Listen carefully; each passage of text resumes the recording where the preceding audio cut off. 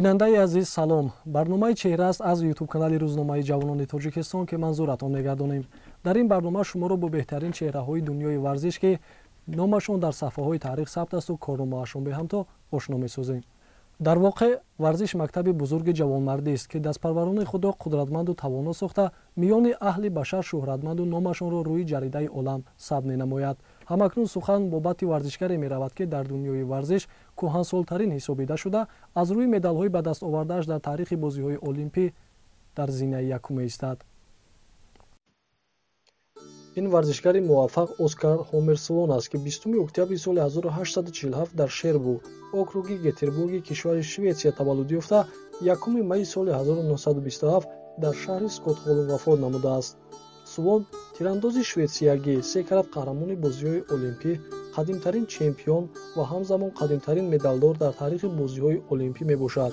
ӯ дар олимпиадаҳои солҳои 1908, 1912 ва 1920 иштирок намуда, барандаи 3 медали тилло, 1 нуқра ва 2 биринҷӣ мебошад.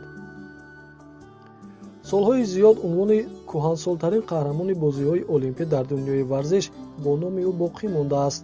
аҷиб аст ки Оскар карьераи аввалини варзишии худро дар 6-солагӣ оғоз намуда, дар мусобиқаҳои зиёди тирандозӣ ширкат варзидааст.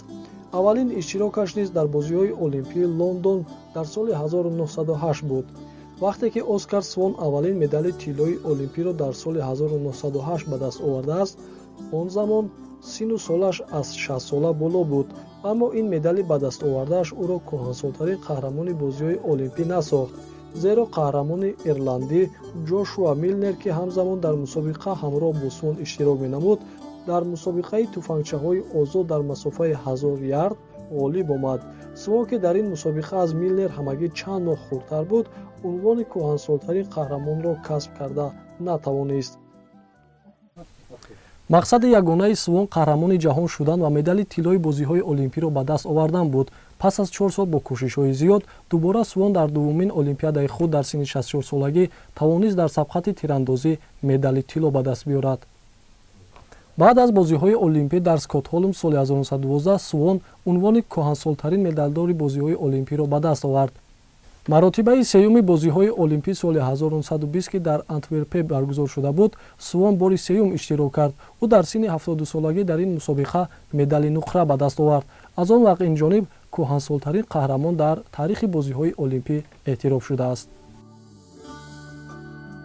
маврид ба қайд аст ки аз он вақт то инҷониб ин маҳдудияти синнусолиро касе аз варзишгарони ҷаҳон паси сар накардааст.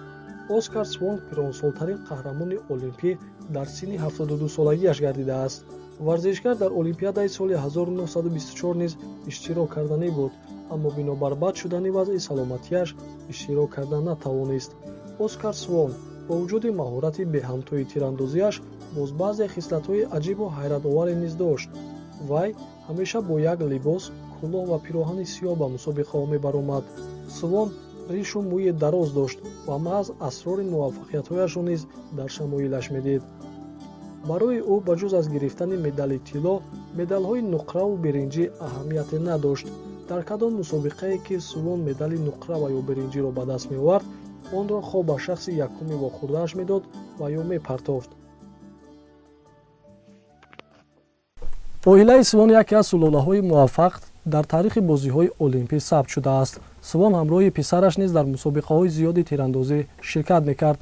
онҳо падар ва писар тавонистанд то охири умрашон 15 маротиба ҷоизаҳои олимпиро ба даст биёранд. тамошобинони азиз, агар мехоҳед аз ҳаёту фаъолият ва корномаҳои дигар чеҳраҳои маъруфи дунё огоҳ бошед, пас барномаи моро пайгирӣ намоед. хайр, то барномаҳои баъдӣ.